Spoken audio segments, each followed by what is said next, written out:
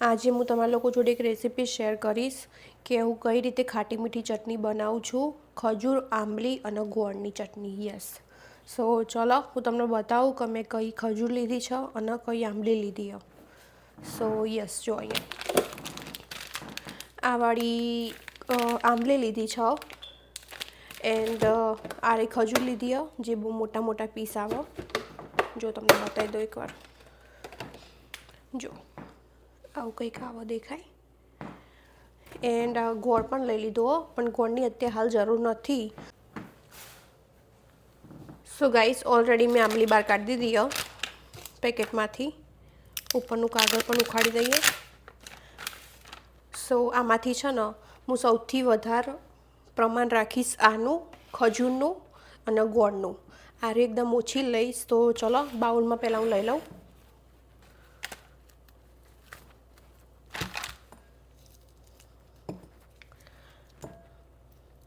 આ રહી આંબલી છે ને એ અંદર કચુકા વગરની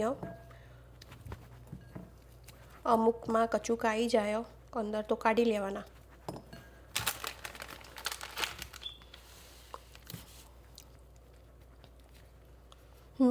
આ ચટણી છે ને મેં 2-3 વખત પહેલાં બનાવેલી. બહુ મસ્ત ટેસ્ટ બને છે. જો આવી ગયો ને વચ્ચે એકાદો આવું આવે ને તો કાઢી લેવાનું.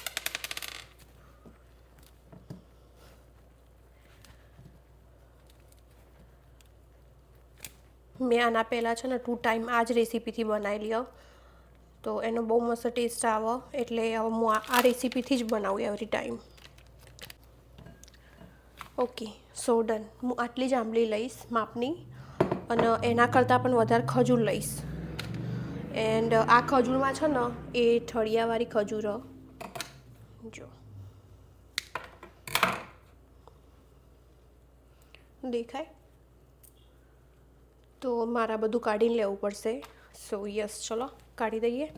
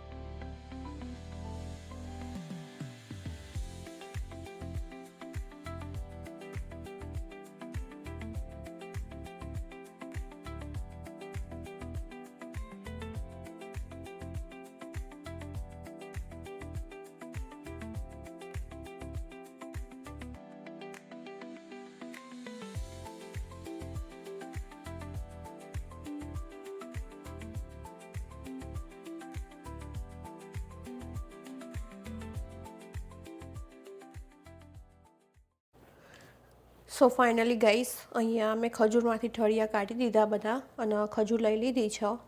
એન્ડ અમુક આવી ખજૂર છે ને સાઈડમાં કાઢી, હજી બગડેલી હતી. સો તમે જેટલી વાર ખજૂર લો ને એટલી વાર અંદરથી જોઈને લેવાનું, કેમ કે સમટાઈમ સડેલી ખજૂર પણ આવતી હોય, સમટાઈમ અંદર જીવડા પણ હોતા હોય. તો યસ, હજુ હું આને એકવાર ચેક કરી લઈશ ફરીથી. એન્ડ 2-3 વખત પાણીમાં ધોઈને પછી આગળ એની પ્રોસેસ ચાલુ કરીશ. સો ફાઇનલી ગાઈસ, જો ખજૂર છે ને એ મેં એક વસ્તુ ચેક કરીને લીધી. કમ્પ્લીટ બધી ચોખ્ખી જ છે, કંઈ જીવડું બીવડું કશું નથી. એન્ડ એને આવી રીતે છે ને હરખી વોશ કરીને અલગ વાસણમાં લઈ લેવાની. એન્ડ આંબલી પણ વોશ કરી દેવાની સરખી. ઓકે, એટલી બધી નહીં કરવાની કે એનો રસ જ નીકળી જાય. અલગ વાસણમાં લઈ લઈશું હવે બંને વસ્તુના. હવે છે ને આમાં પાણી ભરીને હું આ બંને વસ્તુ પલળવા મૂકી દઈશ એટલીસ્ટ 30 મિનિટ માટે. યસ, ખાલી પાણીમાં જ પલાળવાની, ગરમ નહીં કરવાનું. સો જોઈ લો અત્યારે કેવી છે, અને 30 મિનિટ પછીનું તમને બતાવું.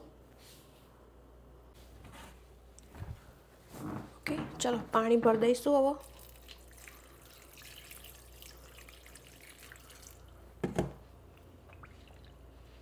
ઓકે, હવે આને ઢાંકીને એક બાજુ મૂકી દઈએ 30 મિનિટ માટે. સો ફાઇનલી ગાઈસ 30 મિનિટ જેવું થઈ ગયું એન્ડ જુઓ મસ્ત પલળી ગયું બધું કમ્પ્લીટ. હવે આને છે ને હું મિક્સરમાં બ્લેન્ડ કરી દઈશ. મેં મિક્સર ઓલરેડી કાઢીને રાખ્યું છે. સો નિંજાનું બ્લેન્ડર કાઢી રાખ્યું ઓલરેડી. તો હું આમાં નાનામાં જ પીસીસ. 2 વખત પીસે ને એટલે કમ્પ્લીટ થઈ જશે આમાં. સો ચલો એકદમ ફાઇન પેસ્ટ બનાવી દઉં એની, પછી તમને આગળ બતાવું.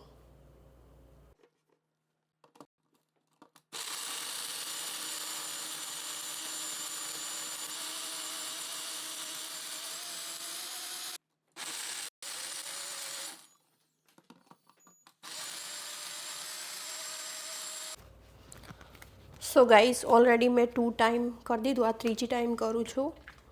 સો યા 3rd ટાઈમ બ્લેન્ડ કરું.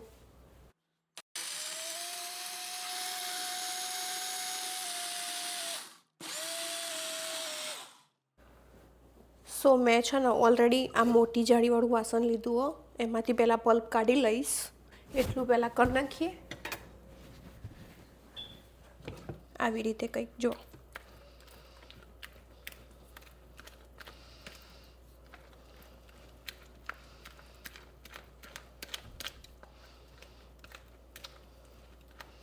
થોડું થોડું બહાર આવવાનું ચાલુ થઈ ગયું ને, તો ચલો એટલું કામકાજ હું કરી લઉં. સો ફાઇનલી ગાઈસ જો અહીંયા મેં છે ને બધો પલ્પ કાઢી દીધો, ખાસો બધો નીકળ્યો. જો છે ને આવું કંઈક. અને આના જ હું ફરીથી ગાળીશ, કેમ કે આ જાળી જે હતી ને એ મોટા કાણાવાળી હતી.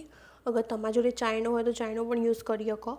અને એમાંથી આટલું નીકળ્યું જે કચરું કે જે વધારાના છોતરા કે જે કંઈ કહેવાય રહ્યું થી છે ને આમાંથી લઈને આમાં થોડું ગળ્યું. જો હવે એકદમ મસ્ત પલ્પ નીકળી ગયો કચરા વગરનો. એન્ડ આ જો કચરું બધું છે આ બધું લઈ લેવાનું, એમને એમ નહીં રાખવાનું. સો યા આ બધું કર્યા પછી હું કૂક થવા મૂકી દઈશ. સો આટલું બધું કરવાનું છે આમાં ગળવાનું. સો ચલો ફટાફટ હું ગળી લઉં, પછી મળીએ તાન. સો ફાઇનલી ગાઈસ બધું રેડી કરી નાખ્યું છે કુકિંગ કરવા માટે. સો જો સૌથી પહેલાં મેં આ પલ્પ રેડી કરી દીધો એ આ વાસણમાં કાઢી દઈશ. છે ને એકદમ ક્લીન અને એકદમ સ્મૂથ પેસ્ટ બની ને.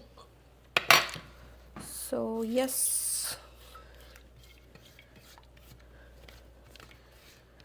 આની આઈ નો કે આ રેસીપીની પ્રોસેસ થોડી લોંગ છે, પણ બહુ મસ્ત બનશે. તમે ટ્રાય કરજો એકવાર. ઓકે, તો બધું કાઢી દીધું. જુઓ તમે ખાલી એકવાર છે ને મસ્ત.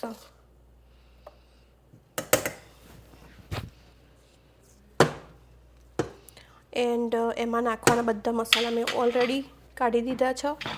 એન્ડ હવે હું ગેસ ચાલુ કરીશ.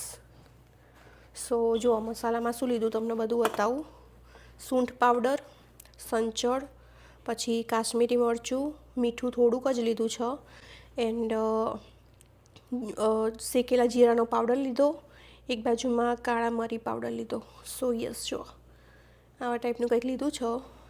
બધું નાખી દઈશ. મેં બધું એનું માપ સરખું જ લીધું કે જેટલું જરૂર પડે ને એટલું જ લીધું, વધારાનું નહીં લીધું કંઈ એક્સ્ટ્રા. સો એક બાજુમાં જો આ ગોળ પણ ખાસો બધો લઈ લીધો અમે. બધું ગોળ પણ એડ કરી દઈશ.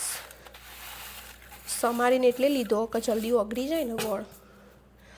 એન્ડ યસ આના છે ને કમસે કમ અડધો કલાક સુધી કૂક કરવાનું. અડધો કલાક સુધી ગેસ ચાલુ રાખવાનો ધીમી ફ્લેમ ઉપર. એન્ડ જ્યાં સુધી ગોળ ઓગળી ના જાય ને ત્યાં સુધી આને પહેલાં આમ ચમચો ચાલુ જ રાખવાનો. એન્ડ અંદર પાણી પણ એડ કરવાનું સો યા ચલો આ રહ્યું મિક્સ કરી પછી પાણી એડ કરી દઉં.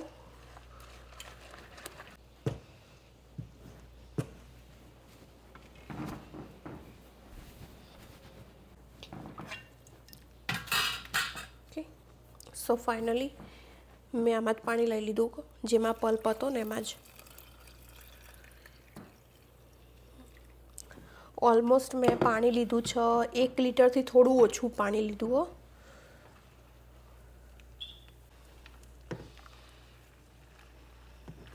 આની છે ને બહુ બધી અલગ અલગ રેસીપી હોય. ઘણા બધા લોકો એમની પોતાની રેસીપીથી પણ બનાવતા હોય, પણ છે ને હું આ રીતે જ બનાવું લાસ્ટ 2-3 ટાઈમથી તો. સો યા થોડું બીજું પાણી પણ એડ કરી દઉં હું.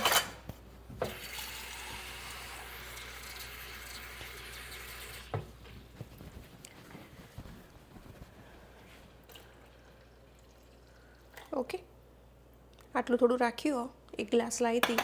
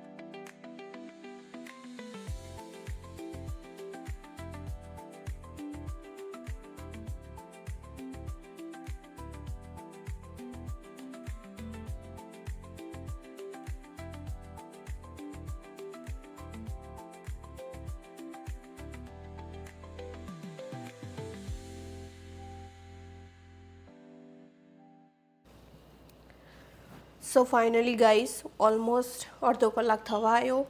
એન્ડ અડધો કલાક થવામાં 2 મિનિટની જ વાર ગેસ ચાલુ કરે. એન્ડ આજુબાજુનું છે ને હું લઈ લઉં છું બહાર આવું બધું. એન્ડ હજુ ઠંડુ થશે ને એમ સરસ થીક થશે, એકદમ થીકનેસ આવી જશે. અત્યારે હાલ ગરમ છે. સો ફાઇનલી ગાઈસ રેડી થઈ ગઈ છે. અને હવે છે ને હું એને એક બાજુ ઢાંકીને મૂકી દઈશ. મેં એને ગેસ ઉપરથી બીજા ગેસ ઉપર મૂકી દીધી જે ઠંડો હતો ઓલરેડી. સો યા સાઈડમાં કરી દીધું છે અને એને ઠંડુ થવા દઈશ. ઠંડુ થશે ને પછી હું તમને એની કન્સિસ્ટન્સી બતાવું કે કેવું થયું છે. એન્ડ અડધું ઢાંકણું મેં આવી રીતે ખુલ્લું રાખ્યું જેથી ઠંડુ થઈ જાય અને પછી ડબ્બામાં ભરી લઈશું. ચટણી બનીને રેડી થઈ ગઈ અને કમ્પ્લીટ ઠંડી થઈ ગઈ. જો બિલકુલ ગરમ નહીં. સો યા જો એકદમ પાતળી નહીં રાખી અને બહુ જાડી નહીં રાખી છે ને કમ્પ્લીટ માપની.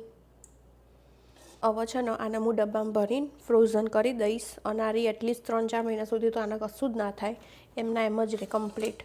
સો યા હું એવરી ટાઈમ બનાવું છું આવી રીતે, કેમ કે થોડી થોડી ના બનાવાય, આપણે તો એવરી ટાઈમ જરૂર પડતી હોય. સો એકી હારે બહુ બધી બનાવીને હું મૂકી દઉં છું. સો યા ઇટ્સ ડન નાવ.